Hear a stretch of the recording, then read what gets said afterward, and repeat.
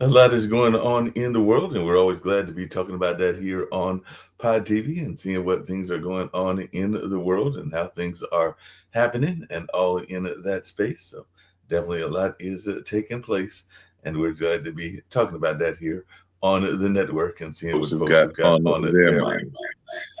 Going to bring in none other than Sharif in a minute, see what he's got on his mind as well. So we've got a lot of things happening in the world and everything like that.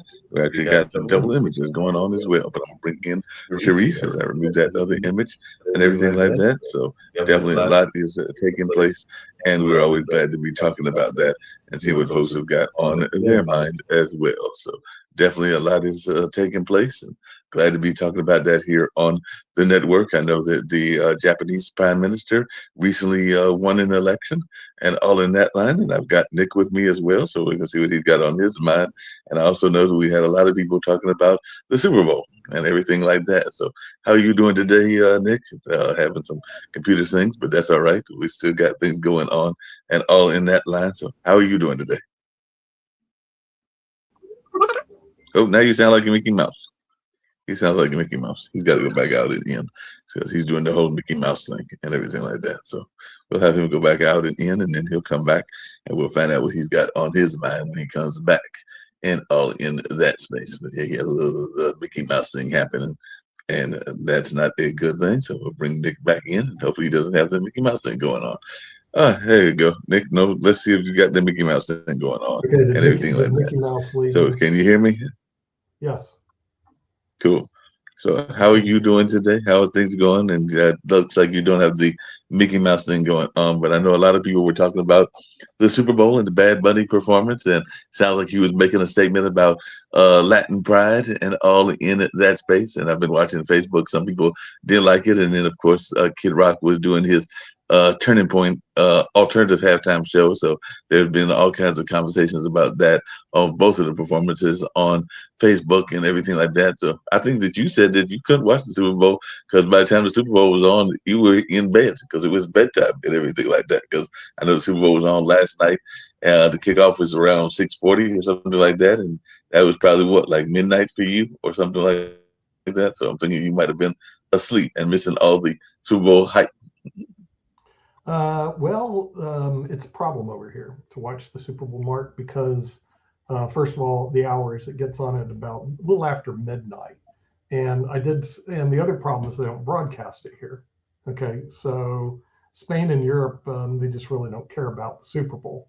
I hate to say, No, but they it's do care America. about the Olympics, and I know that one of the sad Well, things they do about the care Olympics, about the and I Olympics. watch The it, Olympics is on was a lot of our channels, but Super Bowl, no mas. So the thing is, no monsters, not even though it was in Spanish, because although the halftime show, because it was pretty much, I'd say 90% in Spanish that he was singing. I think Lady Gaga did an American song, and there were others that did it as well. And then they had a person from the LGBT community that sang one of the songs. I think that was Brandy Carlisle, and then they had yeah. Charles Pugh, and they had some other people that they brought on, or Charlie Pugh that they brought on as well. So definitely, Rock Nation, which I think is Jay Z's company, was seeing Okay, what they could see to bring out some interesting music. And of course, there was Europe the doesn't. always the flyover, which is Okay. fun. Europe doesn't care about American football. Okay, period. The end. Europe In doesn't other care words, about it, that they're and the just more NFL has into their own tried. They've football, tried their to own stuff. export. No, they've tried to export that product for years. They had a European Football League. They had a World Football League. They kept sending, and the Europeans reject it. They just don't like the whole American football thing. So it doesn't appear on any of the channels here.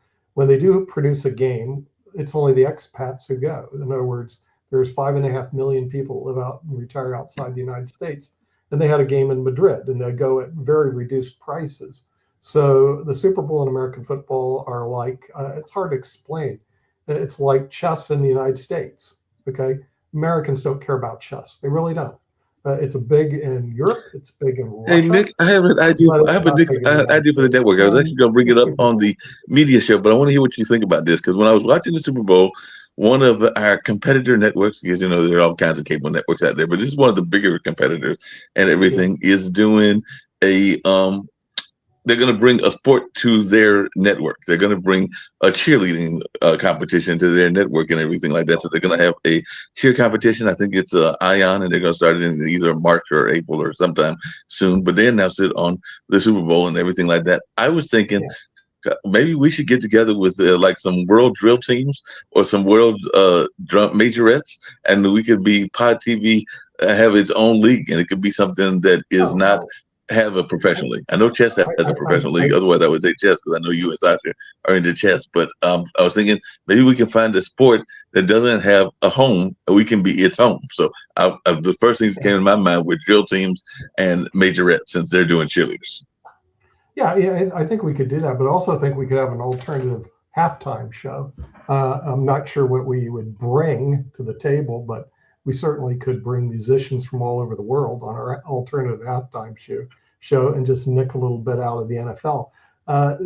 Like in Europe, like I said, they don't even follow the Super Bowl, and where it's like it's zero here.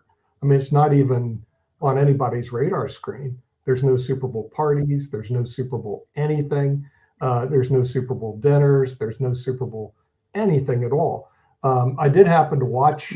We've got Rick here, so I'm going to bring Rick in and see what Rick's got to say about all of this.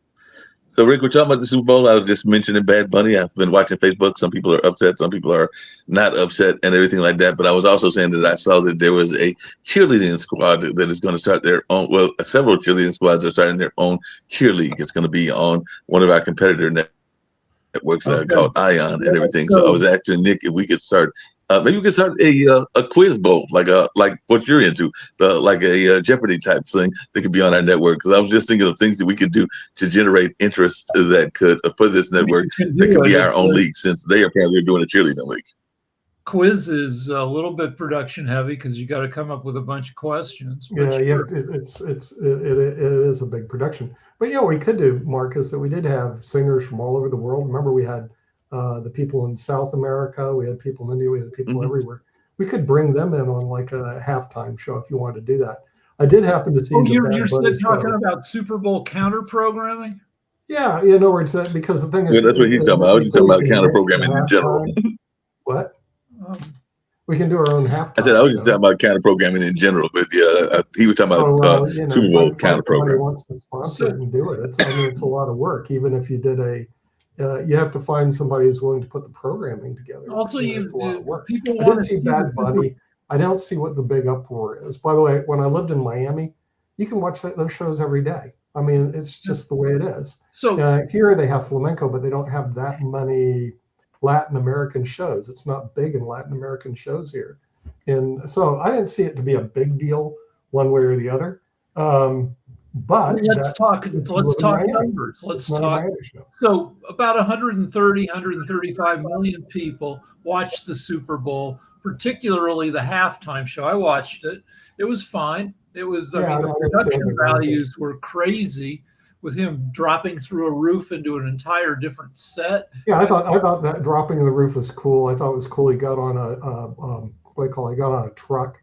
He spoke only in Spanish, but if you live in Miami, I went to the University of Miami Law School, and I can tell you that a lot of the programming is, mundo, telemundo, all the time. So this was no different than picking up a program in Miami. And the real problem is it's not American programming.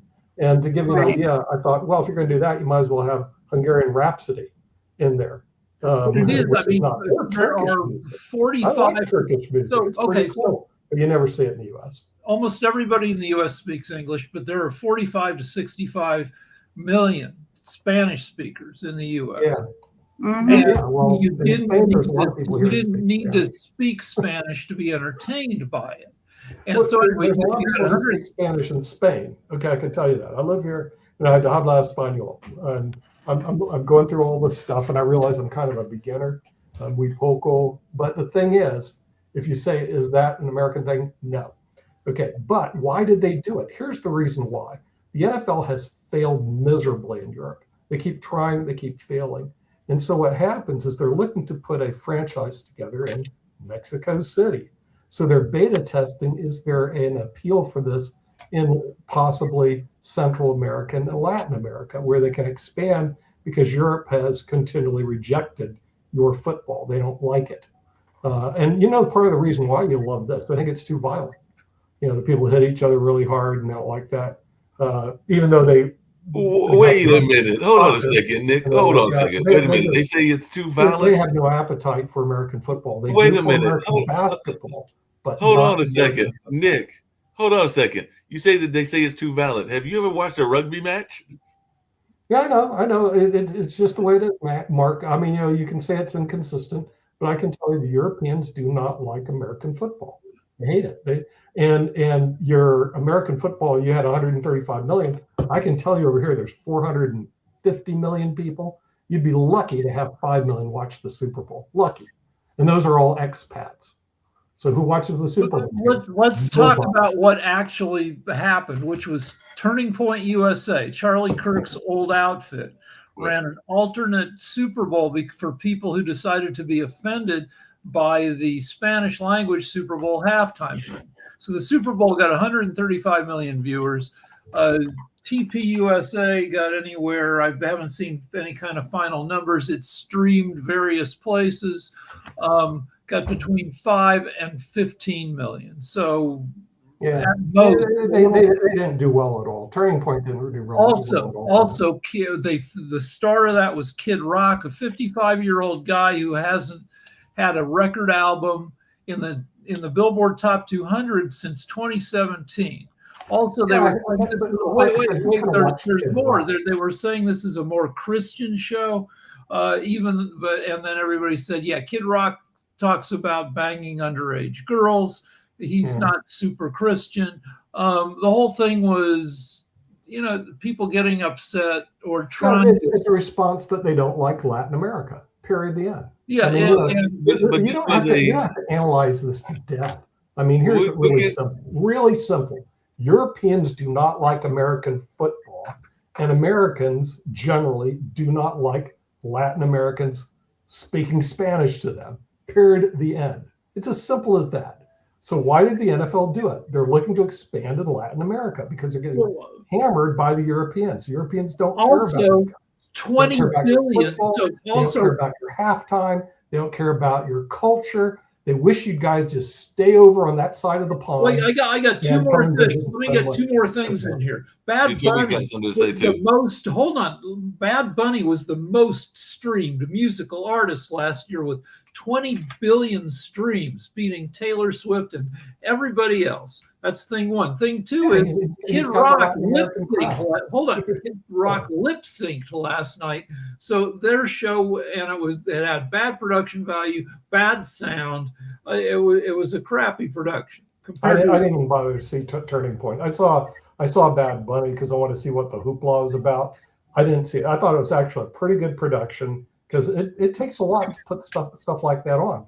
Putting that set together was amazing. They had to have some Apple money or something behind it. Bad Bunny's used to doing productions. Kid Rock hasn't done a performance worth. I don't know if I'm going to bother watch Kid Rock. I'm not going to. I was scrolling and somebody had posted it, and it sounded like somebody screaming through a screech board or something. Yeah. It was but notice all the talk is about the halftime show. What about the game? Seattle playing. Right. The game was pretty good, but I will say this. Wasn't boring. But you know what? Good or boring? Turning Point to me, they have the initials TP USA, and TP is toilet paper or trash people or the pedophile USA. And, Kid Rock has that song that's about pedophiles. And I just want to say something, and I'm taking this from someone else, but, everyone trash talks Puerto Rico. And you know what? Their president is a pedophile, right? Puerto Rico's president. Yeah, I don't know anything about the Puerto Rico's president. Their president is Trump. Is the U.S. president. All right. I get you. Okay.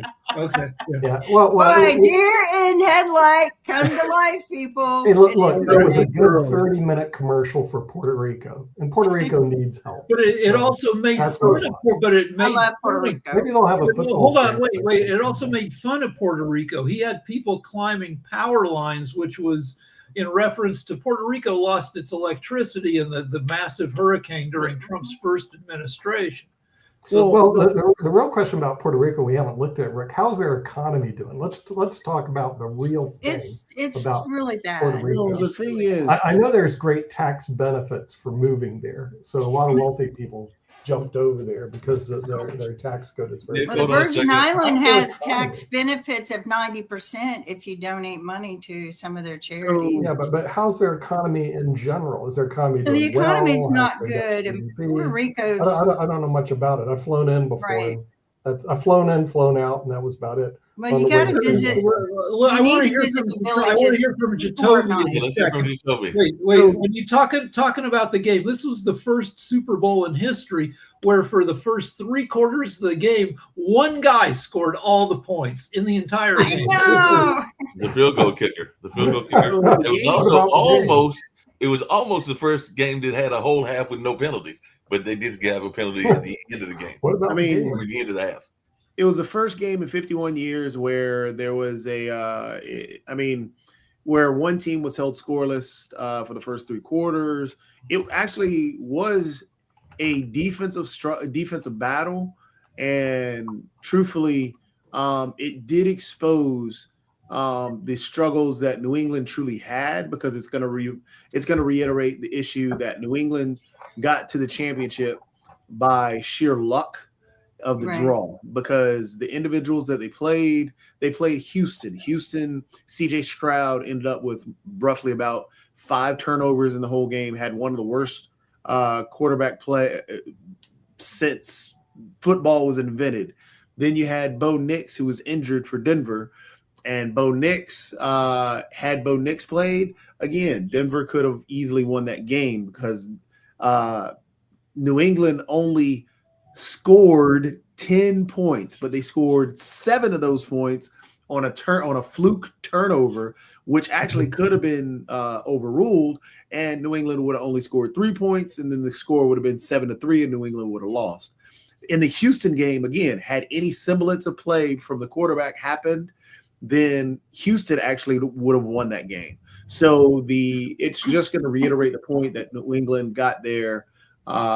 Yes, their schedule was one of the weaker schedules going through the NFL. Next year, they have a tough schedule to play. So we'll see if they make it back, because typically, historically speaking, the loser of the Super Bowl usually doesn't make it back to the playoffs the next year. It's happened a couple of times recently, but usually doesn't make it back to the playoffs. Usually has a very strong. And a lot of people, they briefed on it, but this was a rematch since 2015. It wasn't really. It was a rematch in name only. None of the players, not players. Yeah, none of the players were there, and so Seattle got their revenge based off of that poor turnover by Russell Wilson. The interesting thing is Russell Wilson. They traded Russell Wilson and got a lot of players, and a lot of players that they received in that trade helped the actual win. So, I mean, it was a dominant defensive game where Seattle just outplayed them. But again, New England didn't have any offensive answers. That's why I was stressing that, hey, whoever won the Seattle and Rams game, that was going to be your Super Bowl winner. Whoever's coming out of the NFC was going to be your Super Bowl winner, based on just because of the way New England had played. Yeah, the good Super Bowl, you want it to go back and forth. You want a bunch of lead changes. Seattle scored 5 times before New England scored once. Well, and that score wasn't until deep into the 4th quarter. No, it wasn't even that. It wasn't even. I mean, you've had some defensive play, some great defensive battles in the Super Bowl. But the problem with this defensive battle is it felt like New England just didn't have a shot. And that was the problem because you had, the games where Baltimore. Honestly, the Baltimore-San Francisco game was actually a good battle for a little while. I mean, it just, in a defensive game, what you want is that you believe that the other team has a shot. Yeah. The game got good when it was 19-7. Why? Because you felt that, hey, maybe New England now has a shot, because maybe they're going to turn something on. Because if you watch every Chicago Bears game this year, Chicago was the cardiac Bears. They scored in the final. They basically scored in the final seconds and would win. You had I'm trying to remember who won the one-score games this year. It wasn't Pittsburgh. There were a few teams that ended up with one-score battles the whole year. Philadelphia had some great games, but it was just that in this game, you felt after Seattle scored 6, you felt the game was over because you saw the way that the game was playing. Yeah, you saw the direction of the game. Just really quickly, because I want to get to real quick before we get off the Super Bowl. Yeah. Nick made a point earlier about and asked the question of why the Super Bowl chose Bad Bunny. And he made a great point, and he is right on that point. The point being, the NFL wants to expand and wants to be a global sport. Hence the reason why the NFL has been putting games in soccer stadiums in Europe. And yes, the Europeans do actually care some for the game now because they placed the game there and sold out the stadiums there. So they're trying to be a global sport. They cannot follow what Trump is doing because that isolates them. So what they're doing is they're expanding, utilizing the halftime show. They're using the halftime show as outreach and to say, hey, look, we're welcoming to every culture. We're open to, hey, allow you to be a part of this. That's what that whole halftime show was, hey, let's all love, let's all be a part of this, let's all joyous, because you can't expand anymore. It's a 20 some odd $1 billion industry. And if they want to grow, they have to get outside of the US. And that's what the halftime show is now. Kendrick Lamar's was that. It was an expression of the black community and the black culture. It was, hey, we're welcoming of this. Even before that, the Beyonce Bowl. Beyonce's Usher, one of the top stars in the R&B community, and that's actually something that travels globally. Rihanna is a global superstar. Bad Bunny's the #1 global superstar. Next year, I guarantee it's going to be another global superstar. And yes, if you're so ethnocentric or so, hey, it's all American, it should be this or whatever, you're going to be pissed off next year because it's another global superstar coming that's going to be a part of it. I love the fact that Bad Bunny shared a stage. You know, he had 2 big superhero type people, people that are known and loved from around the world as well. And this, I think, also was a means to help expose Bad Bunny's career. You know, Puerto Rico is part of the United States. He is, known by many, but not by all. And now he's known almost by all. So I think it was to also help him launch his career as well. I actually liked him. I was very uncertain, but I danced. I love that music. I love that kind of music anyway. And I danced through the whole Super Bowl. While he was playing, I got a lot of exercise, burned off a lot of calories. I've never done that. I thoroughly enjoyed it. It was family style entertainment. It was. They put shorts on. Very clean. Put shorts on his dancers. Now, normally they'd be shaking booty, and they did. They did some, but not a lot. It was very clean. What they really did was they showed Latin culture and said this is a celebration of this. It was a culture education. It was, hey, I mean, people. I was afraid that people were not going to understand that this is Latin dancing. This is what it was. This is how it is. But it's the same thing with some of the things that have happened in the past. It's a quick response to, hey, but no, I'm glad people enjoy the sugar cane fields, the everything. They also have. I thought it was beautiful. I reflect on it. I have family there. I'm going there this week. I mean, it's beautiful. But Mark and I, the first thing I noticed was the number 64 on his jacket. And that became the question all around the world. I was like, what does 64 mean? Does anyone know? I don't have a clue. Mark and I did our homework last night. We did our homework. Squares on a chessboard. 64. Oh, that's right. It's the number of squares on the chessboard. Right. There you go. Thank you, Sasha. So, Maybe he's people don't realize. By the way, I was watching yesterday's Super Bowl. That's right. It's the number of performance of the I'm wearing my Canada shirt. I enjoyed Bad Bunny. However, in all objectivity, I must say that it's a poor man's Ricky Martin. That's all what it is. Yeah, but they have the rich from Canada. Yeah, but if you wanted the rich man's Ricky Martin, he was there. He was part of the halftime. Lady Gaga. I mean, come on, man. She put on just really quickly, because I did want to get to some news. I have next year something around Sasha and everything like that. But I did have just two quick sports things that I was curious about, and then we can get to some actual news around the world and everything. But Jatopi, speaking of people and how sports can go, and it doesn't matter what they say. It doesn't matter until the final score. And the UNC Duke game was an example of that, because UNC was losing the entire game until the end when they shot that last second shot, because they had been losing the entire game and everything. But it doesn't matter until you get that final score. So that was a great comeback. So I didn't know if you had any thoughts about that. And on the sad note, I was really rooting for Lindsey Vonn, and I really did not want to see her crash. But that was a sad crash, because I did watch the crash. I don't know if Sasha watched it, because I know he follows the Olympics. But I didn't see the crash. I know she crashed prior. I didn't see the recent crash. That was on European news all the time. The Lindsey Vonn crash. Because the Olympics are I got my Canada shirt on. Go Canada! So, but it's in Milano, Italiano. Hey, speaking of, did you watch the Italian skater last night? Pretty phenomenal performance. The speed skater? No, the ice dancers.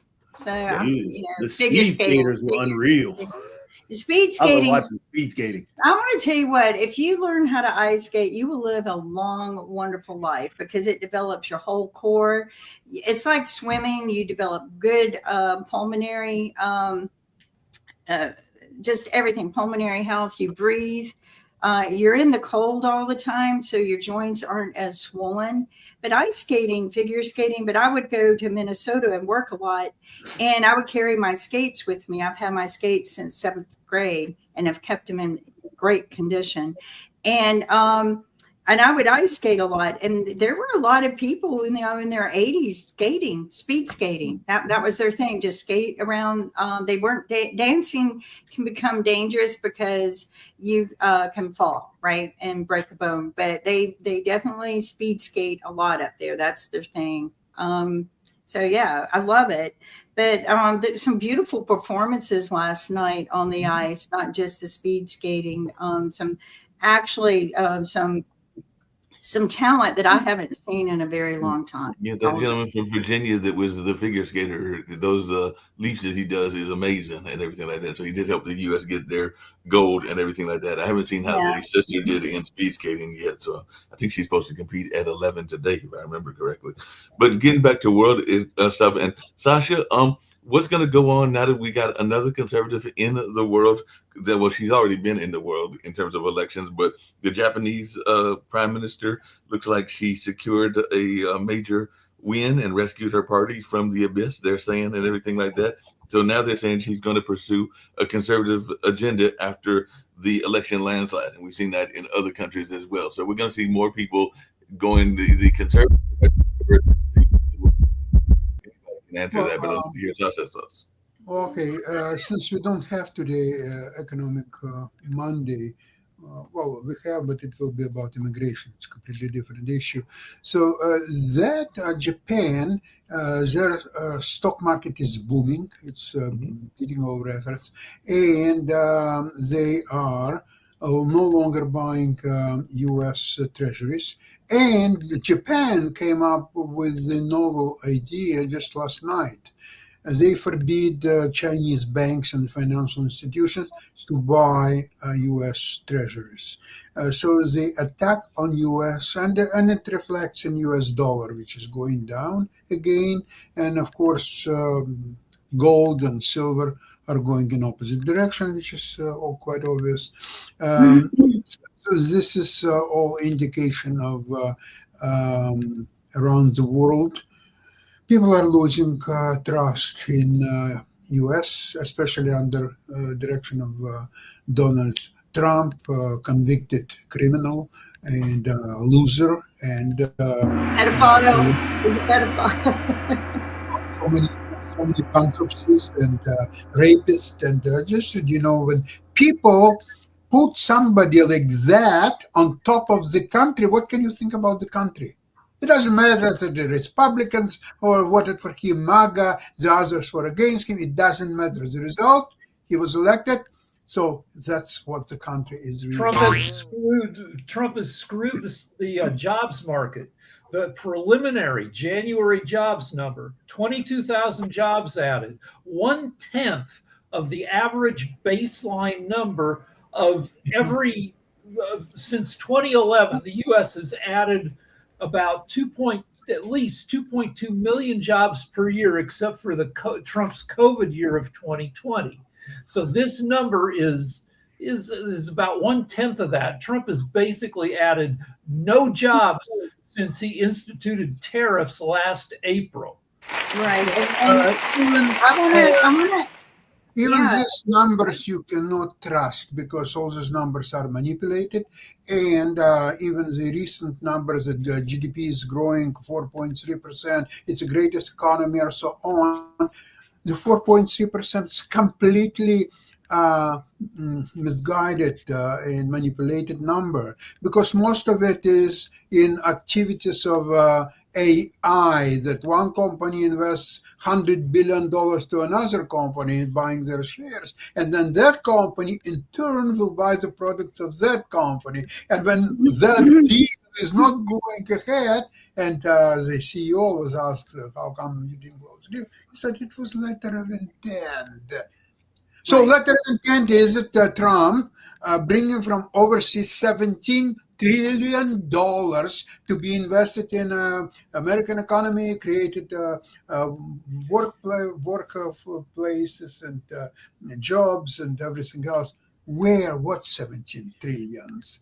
Out of 17 trillions in a year since it was announced already, where is at least $500 billion or 1/10 of trillion? Nothing, zero. But that idiot is doing much more than that. He is now, what he's doing now, using this so-called peace negotiations. There will be a peace. No, there will be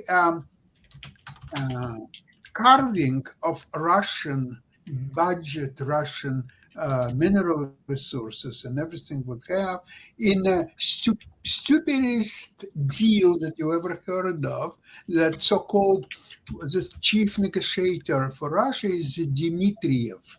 That Dmitriev, piece of shit, he is husband of a closest girlfriend of Trump's daughter. So Trump's Putin's daughter. However, you know what? They're not too much fun. You can take it. What's interesting thing is that Putin promised, come on, stop the noise. Thank you. Thank you. Bravo. Okay, so what's happening right now? Dmitriev explained to Trump and his Vitkov and all these idiots representing him he explained that Russia is creating with United States a super fund of $12 trillion. Remember the figure 12 trillions. You know what is Russian GDP? It's less than $2 trillion a year. And Trump is now, for this participation in that fund, he has to deliver to Putin a complete capitulation of Ukraine. Finally, when Zelensky learned about it, he said, no more, I don't want to hear about Trump anymore. Let him go to hell. It's enough is enough. There will be no capitulation of Ukraine of any kind, and there will be no longer participation in so-called peace negotiations. Finita la commedia. Sounds Right. good and everything like that. Hey, I just mean, really quickly, it would be nice to say we don't speak his name anymore, but unfortunately, we're not there yet. But the ongoing with the investigations of his pedophile activities in the Epstein files, it has now become a worldwide investigation, which I'm happy about, because pedophile is a global crime. Like, if you're caught being or found guilty being a pedophile or committing the illicit activities of sex trafficking children and pedophile, that is a global crime. And so if they find Trump guilty of any of this, they can arrest him, from what I understand. So now this is becoming bigger and bigger globally, and they are getting records that are not redacted. So I am thrilled to say that maybe globally, where they actually strip people of their titles from being a pedophile, or just be, they strip people, we give them titles. Maybe they'll hold not just Trump accountable. I'm not after just Trump. Everyone in those files need to be held accountable, that anyone that was participating in the illicit crimes. And they are identified. You can read through the cases and know who was being accused, know what evidence was against them. And then, you can see those who were just name drops. And you can see, and there were a lot of name drops, but the name drops were not accused by the victims, but the victims will clearly say, no, that person didn't participate. They were just visiting, or just somebody that Epstein was talking to on the phone. So it's very clear in the cases. You have to read the cases to see. So don't just sit there and think because there's a list handed to you with names on them. When I did my names, I put beside them what was happening with them in the cases that were being studied. So I have probably over 2,000 names right now that we've pulled together from the case files. And so there's a lot of names. You just can't, because Epstein was known to donate money to real charities, not just transact money through the charities in his business model, which setting up nonprofits and charities was what they would do for his business model. So if you were an affiliate, a member of the Pedophile Country Club that he built, odds are you had a charity or a nonprofit that he processed the funds through.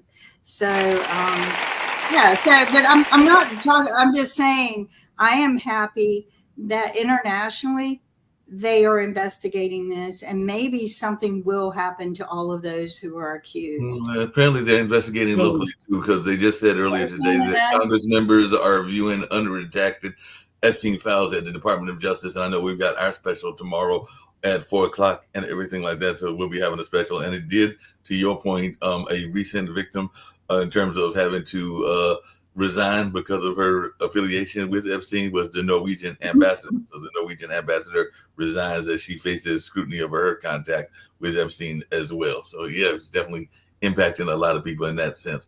Just really quick. It impacts, before we leave off of this. Yes. The tough thing is, and we don't know what unredacted files they're going to see. Right. So we don't really. Supposedly there are 3 million files that aren't that were given, were were all redacted. Even more, there were more given before then that were all redacted, that you really couldn't read anything. It looked just like a page with just black marker all over it, so you couldn't read any words. So we don't know what they're going to see with the 3 minutes, with whatever they see. But then what Kim was talking about overseas and them opening files there, even the sad part is, even if he were found guilty in an international court of law, that means that he would not be able to travel or he would be arrested, which means this man would not leave Mar-a-Lago, and that's where he would sit. He would not really face any crimes or anything. He probably wouldn't get stripped of his titles here. He would be like Putin. Putin is guilty of crimes, war crimes, everything, and he is a criminal according to international law. He traveled to the U.S., was not arrested. Why? Because he traveled to the U.S. when Trump was president. He's not traveling anywhere else where he can be arrested. Well, that might be questionable. That might be debatable, because when you commit an international crime, I would like to ask Nick this question, but supposedly they can come and arrest you or ask your government to turn you over. That happens. Right. So if enough countries believe that Trump is really guilty, or anyone else, there are names in that file that will blow you away. They're literally the names that I have been able to pull.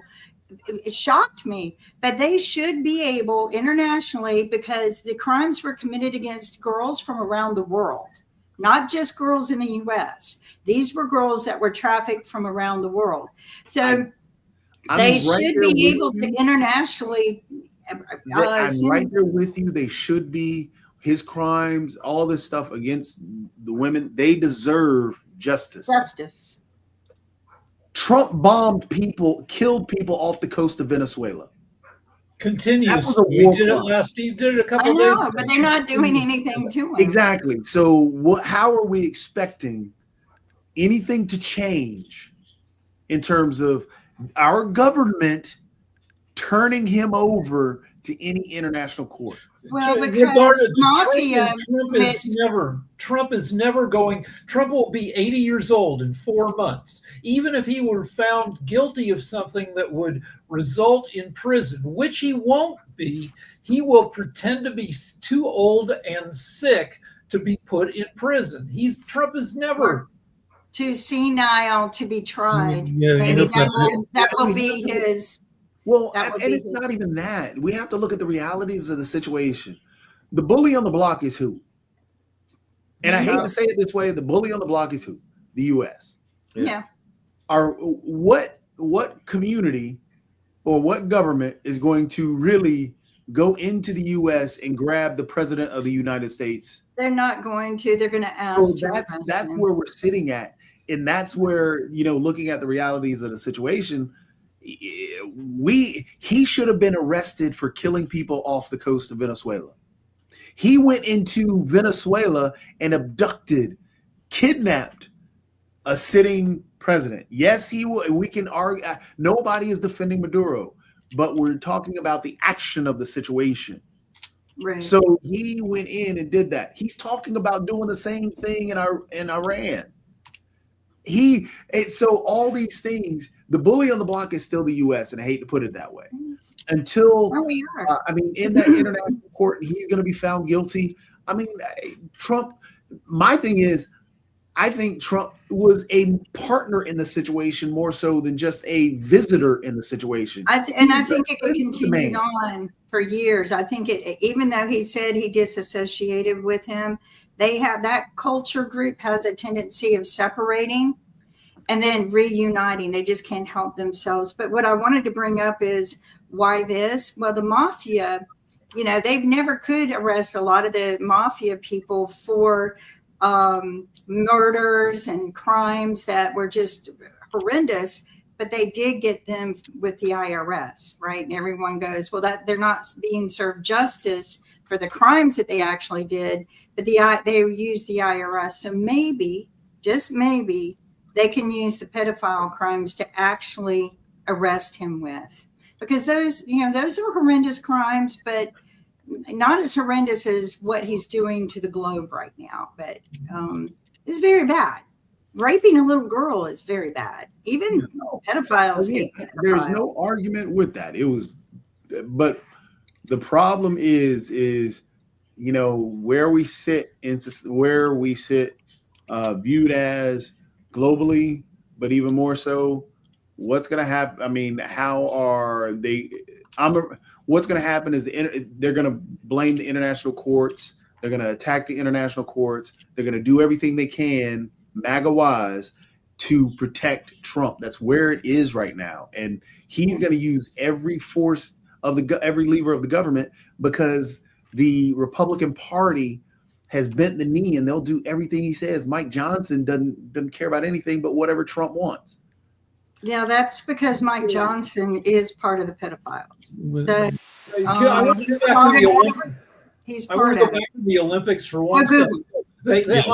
During press conferences, some of the athletes are asked political questions, or they make political statements about not loving some of the stuff going on in the United States. And then all the MAGAs say, send them home, kick them off the team. But when you looked at these same people, they took the gold, the figure skaters, some of the same people who weren't who deplored some of the actions in the United States. They all had their hands on their hearts, and most of them were crying. They all love the United States, and it's not unpatriotic to have criticism. The United States is a perfectible country. That's our deal. We make mistakes, and then we try to make fewer mistakes in the future. That's that it's built into our constitution, our political system. So the ability to criticize the country is one of the most patriotic things. That's that protest. Yeah, that's MAGAs have a tendency of complaining about their jobs all the time and hating it. And so they were making comments. I know some of them.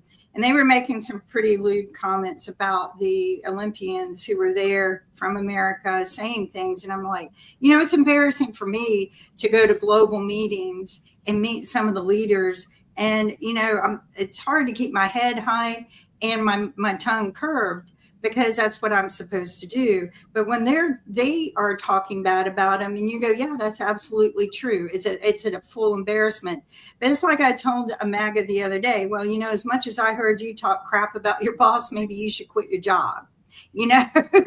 So, people work hard to get there. They shouldn't be asked to step down. But the thing is it's embarrassing. It's very embarrassing, but president who's a pedophile. It's another problem as well, and I'd love to hear y'all talk to me. We only got a few more minutes on this and everything, but even the tariff situation is creating a problem, because I was reading an article about a gentleman that actually won one of those business contests. I think he won like one of the Shark Tanks and everything like that. He actually is here in North Carolina.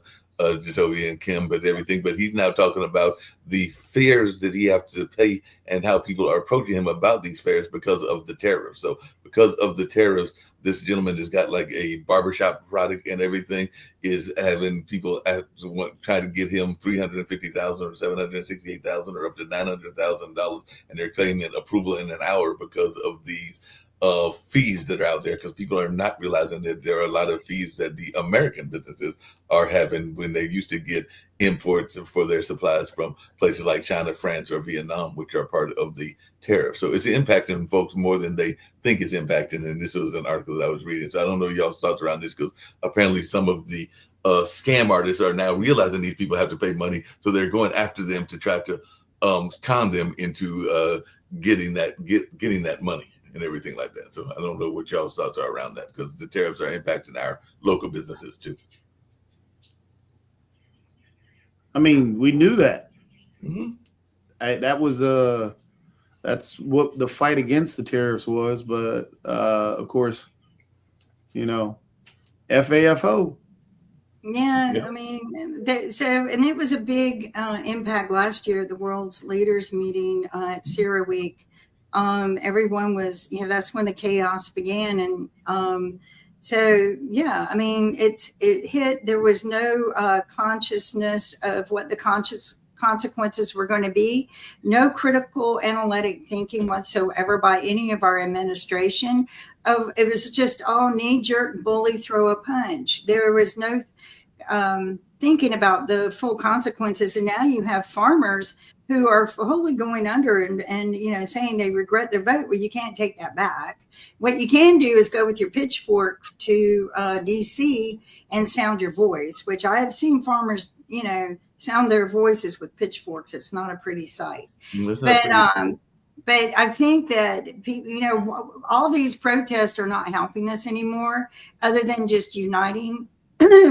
But what I think needs to happen now is I think the people need to take their voice where it needs to make the change, and that as many as you can go to DC, and on the same day, all of those other people who couldn't make it to DC go to their capital, go to their city hall.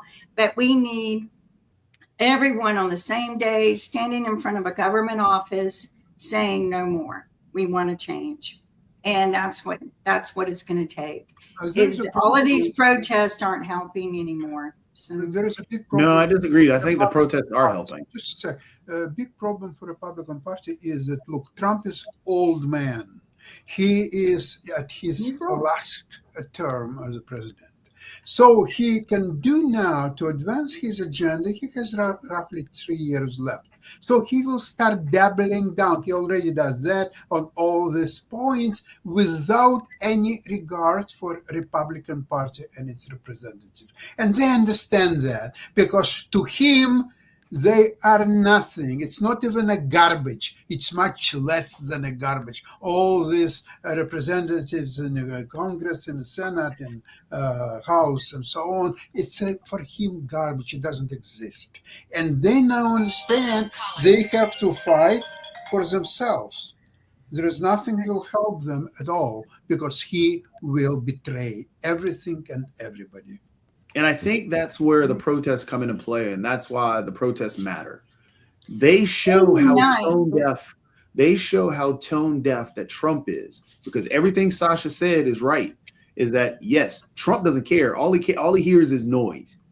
But what the people who are and don't get me wrong, I'm not just saying protest without a movement and policy behind it and what needs to be changed, then that protest becomes noise. And that's what Trump is hearing, is he's just hearing noise. There is a policy, there are changes, and this is where the Democrats can actually take advantage of it, is listening to what those policies and changes need to be happening. Because those protests in Minneapolis about ICE and people getting, when they're yelling defund ICE, what they're talking, people are jumping on board and being fearful of the name, but they're not thinking about what they're saying. Mm-hmm. The defund ICE isn't, hey, we don't need immigration enforcement. The defund ICE is actually talking about, let's reorganize the actual group that has a name that really strikes fear in people and people hate.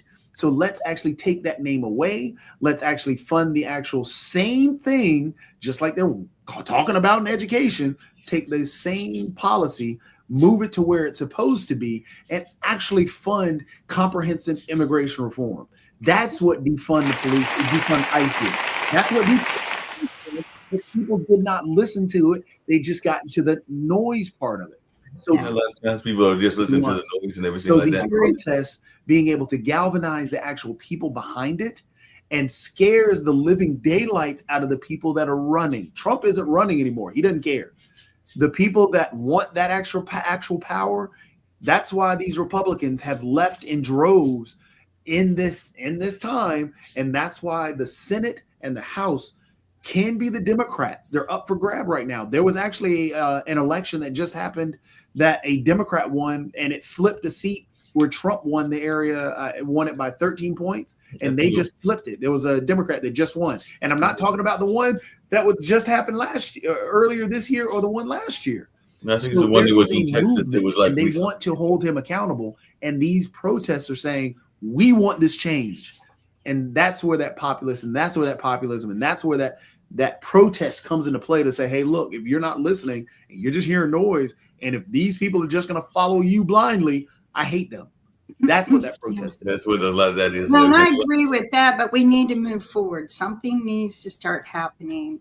And the policies are good, but you can only, we need to push harder to get a lot of this done. And I know the Democratic way is to do it in a calm, way, which the Republican way is to go and, destroy and burn down. But, we just need to step up and say, okay, you need to go. And that's what's happening. I think more people are doing that. That's why that the last Rick, I don't know if you can look it up really fast on who was the Johnson. I think it was either last week or the week prior. There was an election that flipped. Special election. I don't have that, but I can tell you right now that the breakdown right now is 218 Republicans, 214 Democrats, 3 vacant seats. I don't know if they'll be filled or not, but if things get bad enough for the Republicans, the 2 of them flip to be Democrats, which doesn't happen very often. Republicans could lose control of the House, and Mike Johnson could lose his freaking job. It probably won't happen, but they will. They'll almost certainly lose control of the House at the midterms in 9 months. And what's crazy though is he needs all 218.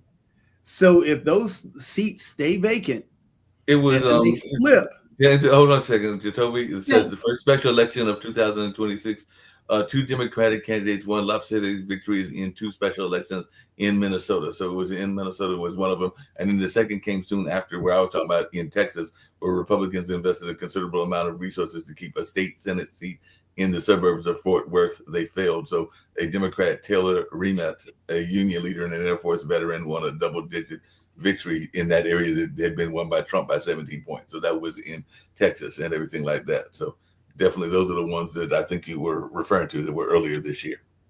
So yeah, I mean, it's just happening. And so now that wave is there. And I think these protests keep that energy there. And I think that keeps galvanizing the people. And I think that in the political realm, Sasha, again, you're right with Trump doesn't care. He's not listening at all.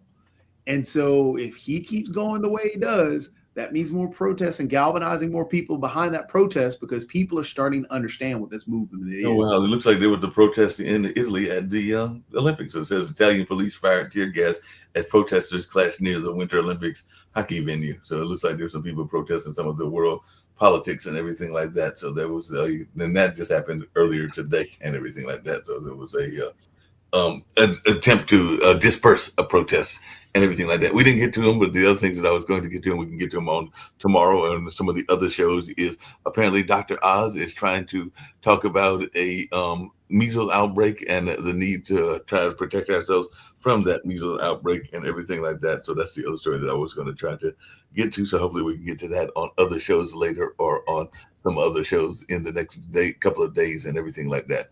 And also how people are getting conned by some of these lending types and everything like that, which is where I was going with that other story and everything like that. But on that note, we're going to get out of here. I think economics is already going on.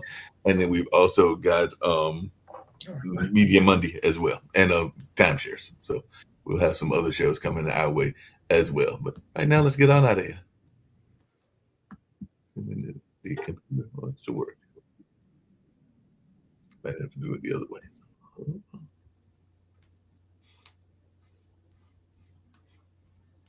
Yeah, that's what we're gonna have to do the other way. All right.